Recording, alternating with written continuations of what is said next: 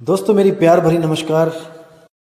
आज मैं जो आपको बताने जा रहा हूँ वो है गुरु ग्रंथ साहब में शब्द है एक संतों का, जिसमें बड़ा खोल के बताया गया है कि संतों ने किस साधना को अपनाया है और जीवों को किस साधना को अपनाने के लिए बोला है। तो शुरू करेंगे। प्रश्न नंबर 816 पे ये शब्द है। मैं इसकी फोटो सामने लगाऊंगा डीपी पे। तो क्या बोलते हैं, खोजत खोजत मैं फिरा खोजहूं बन थान। यानी कि मैं खोज खोज के थक चुका था, ढूंढता रहा उसको, लेकिन वो मुझे नहीं मिला। क्यों नहीं मिला? क्योंकि वो स्वयं से किसी को नहीं मिलता। जो आत्मा है वो स्वयं से कभी किसी को नहीं मिलती। उस आत्मा का भेद केवल और केवल परमात्मा द्वारा दिया जाता है, और वो परमात्मा एक मनुष्य रूप में आकर हमें ज्ञान देता है, हमें भेद बताता है आत्मा का। दोस्तों इसको समझना पड़ेगा आपको कि आत्मा और परमात्मा में क्या भेद है, तभी बात बनेगी। जैसे बाबा नानक को बेई नदी पर जो अकाल पुरुष मिले थे, अब सोचने वाली बात है कि परमात्मा का कोई शरीर नहीं है, कोई आदमी या औरत नहीं है, लेकिन फिर भी हम उसको अकाल के साथ पुरुष क्यों बोलते हैं? क्योंकि वो परमात्मा जब भी इस दुनिया में आता है तो एक इंसान के रूप में आता है, एक गुरु के रूप में आता है।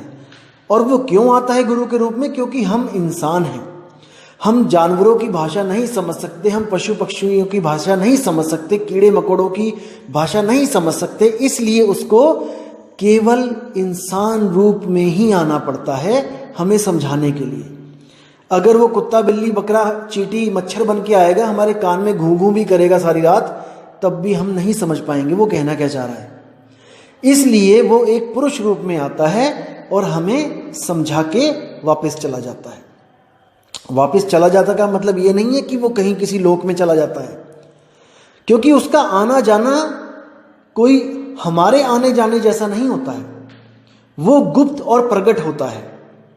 तो साहिब कहते हैं, साहिब कबीर का सब घट वासा और गुप्त प्रगट कुछ अजब तमाशा। जहां संत प्रगट तहां भय हूं और जहां असंत गुप्त वहां रहे हूं। वो प्रगट और गुप्त होता है। आना जाना तो बोलने की भाषा में हम कह देते हैं कि वो आए और वो चले गए। तो क्या कहते हैं वो आगे, अछल अछेद अपेद प्रभ ऐसे भगवान। यानी कि अछल, जिसको कोई छल नहीं सकता। जैसे आप देखोगे कि कई कहानियां भी बनी हुई हैं, जैसे श्री राम जी को सीता को उठा के ले गए, उनको छल लिया, या और भी कई ऐसी ऐसी कहानियां बनी हुई हैं जिसमें भगवानों को ही छला जा रहा है। जैसे शंकर जी की भस्मासुर ने तपस्या करी और वो उसी के पीछे दौड़ने लगे उसको मारने के लिए, यानी कि छले गए, भगवान भी छले गए। लेकिन ये जो परमात्मा है ये छला नहीं जा सकता। अछल अच्छेद अपेद, यानी कि जिसको छेदा भी नहीं जा सकता, और अपेद यानी कि उसमें और हम में कोई भेद भी नहीं है। कितनी प्यारी कितनी सुंदर बात लिखी है कि वो अपेद है, हम में और उसमें कोई फर्क नहीं है, हम और वो एक से ही हैं।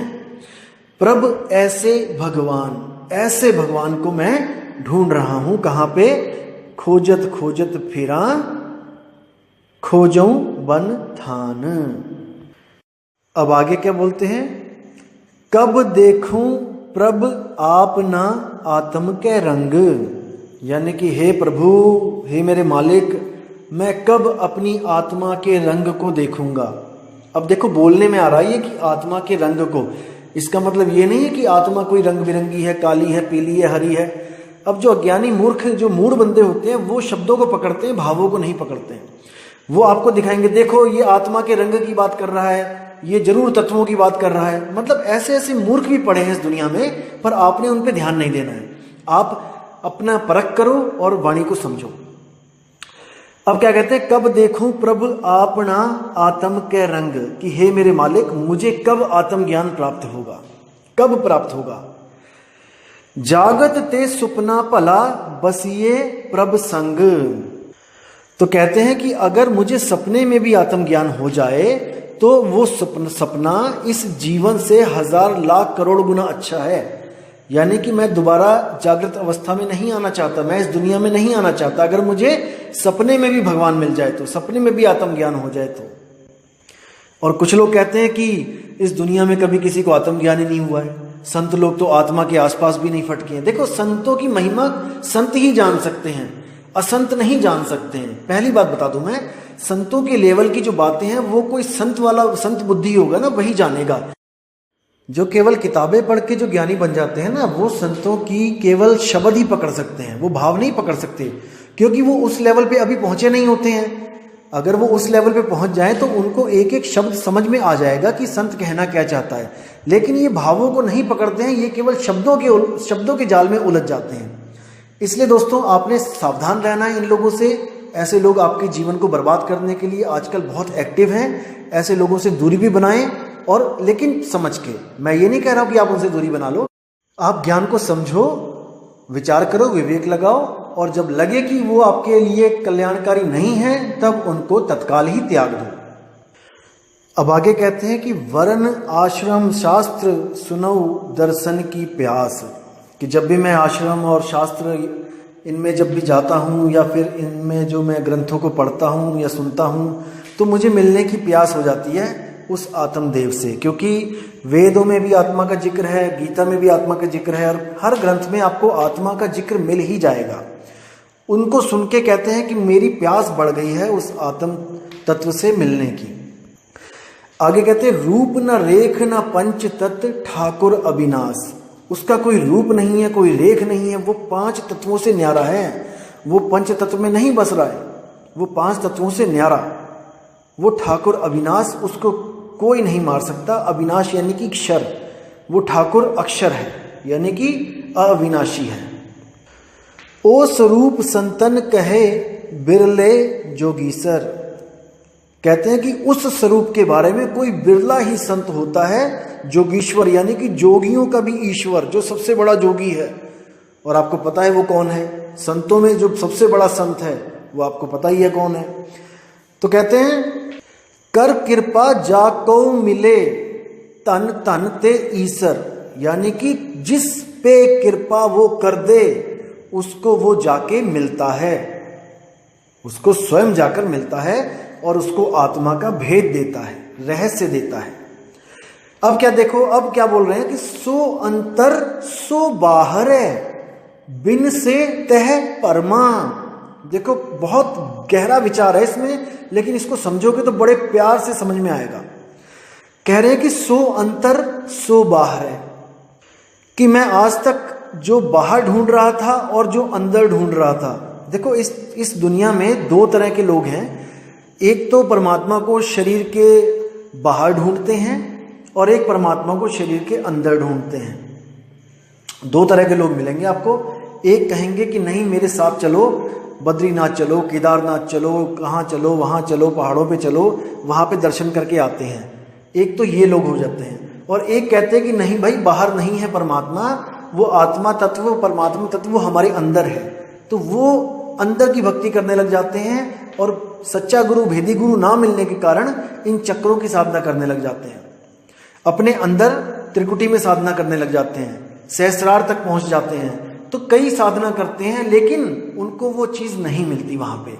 तो ना तो वो बाहर है और ना वो अंदर है, लेकिन उसकी शक्ति से बाहर का भी सब कुछ चल रहा है और अंदर का भी सब कुछ चल रहा है।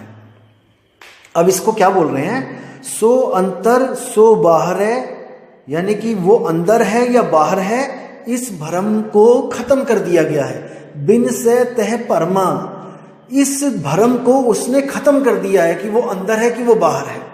वो ना अंदर है ना बाहर है, वो अपने ठिकाने पे है, वो अपने स्थान पे है। जैसे बोला कि एक कहो तो हूं नहीं, 2 कहूं तो गाली, यानी एक भी नहीं है 2 भी नहीं है। तो भाई, एक भी नहीं 2 भी नहीं है, तो बताओ मुझे कि क्या है? ऐसा कोई बोल ही नहीं सकता कि वो 1 और 2 के बिना कोई तीसरी चीज बताओ। 1 और 2 के बिना तो शून्य है, केवल 0 बोल सकते हो आप। अगर वो एक भी नहीं है और दो भी नहीं है, एक और दो के अलावा मुझे बताओ तो सही वो क्या है, वो कैसा है। नहीं बता सकता कोई इसको, लेकिन भ्रमित करने में लगे हैं सब। असल में क्या दिक्कत है कि कोई समझना नहीं चाहता, सब समझाना चाहते हैं। बात ये है। तो कहते हैं कि सो अंतर सो बाहर है, कि यानी कि वो बाहर है या वो अंदर है। बिन से तह परमा, ये भरम मेरा निकल गया, मेरे दिमाग से मेरे गुरु ने ये भरम निकाल दिया। अब उसने मुझे क्या बताया है, जैसा तैसा कहूं कहे कबीर विचार। वो जैसा है मुझे वैसा ही बता दिया गया। इसी तरह वो जहां पे है मुझे वहां का ज्ञान दे दिया गया। अब आगे क्या कहते हैं, नानक तिस प्रभ भेटिया जाके पूर्ण कर्मा, कि नानक वो उसी को मिलता है जिसके कर्म पुरबले हों, जिसके बहुत बड़े बड़े बड़े बड़े भाग हों। वो परमपिता परमात्मा एक गुरु रूप का धारण करके, इंसान रूप धारण करके वो उन पुण्यकर्मी जीवात्माओं को मिलता है जिनके भाग बहुत बड़े बड़े बड़े भाग हों। तो देखो, संतों ने समझाने में कहीं भी कमी नहीं छोड़ी है, लेकिन अगर हम ना समझें तो इसमें उनका कोई दोष नहीं है। हम नहीं समझ रहे हैं, इसमें हमारा दोष है। हम लोगों की बातों में आ रहे हैं, इसमें हमारा दोष है।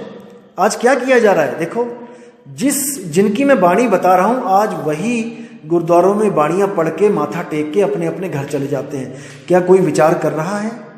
क्या कोई उस अक्षर का जाप कर रहा है जो बोलने में नहीं आता, पढ़ने में नहीं आता? जैसे बाणी 340 में आपको बताया था पेज नंबर पे, 52 आखर लोक त्रय सब कुछ इन्हीं माही, ये आखर खिर जाएंगे वो आखर इनमें नहीं। क्या 52 अक्षरों से परे की कोई बात हो रही है? कहीं पे बात चल रही है? हर बंदा कुछ ना कुछ जप रहा है। कोई राम राम राम राम, कोई जय श्री कृष्ण हरे कृष्ण हरे राम, कोई वाहेगुरु वाहेगुरु वाहेगुरु, कोई अल्लाहु अल्लाहु अल्लाहु, कुछ ना कुछ सब जप रहे हैं, लेकिन 52 से न्यारा कोई नहीं हो पा रहा है। इसलिए हमारी जिंदगी में एक गुरु की बहुत बड़ी अहमियत है, जो हमें 52 से अलग भी करे और हमें उस अक्षर पुरुष का लखाव भी करे।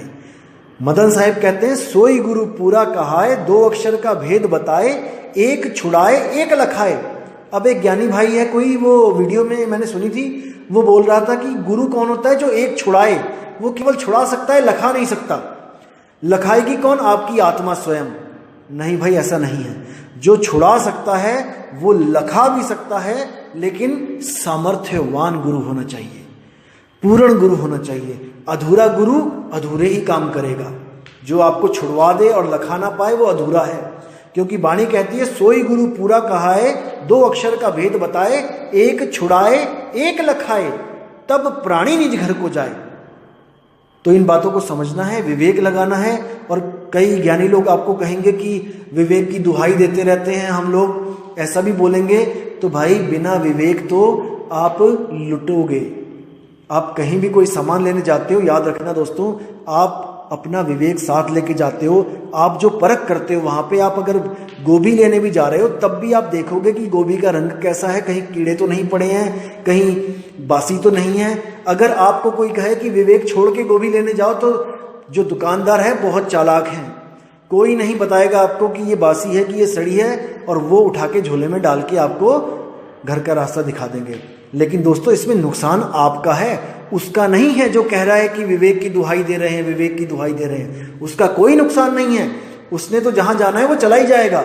लेकिन दोस्तों, आपने कहां जाना है, आप ये विचार करो, क्योंकि ये जीव आपका है और ये आत्मा आपकी है। इसका कल्याण कैसे करना है, जीव का कल्याण कैसे करना है, ये आपने देखना है। ये किसी और ने इसका सिरदर्द नहीं लेना है। इसलिए दोस्तों, मैं परख देता चलूंगा और आप परखते चलो। जो आपको सत्य लगे उसका साथ करो, उसके साथ जुड़ो। अगर आपको कोई और भी सत्य लगता है तो आप उसके साथ जुड़ो।